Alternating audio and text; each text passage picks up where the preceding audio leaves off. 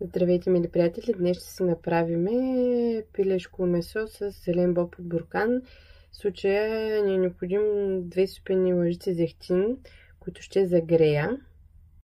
Изрязала съм бялото месо от едно цяло пиле, което вече е било печено, и го изсипваме в загретия зехтин. Няма да го запържваме много.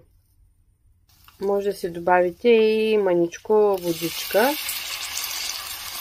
Изсипваме и зеления боб, който съм отцедила, и разбърквате.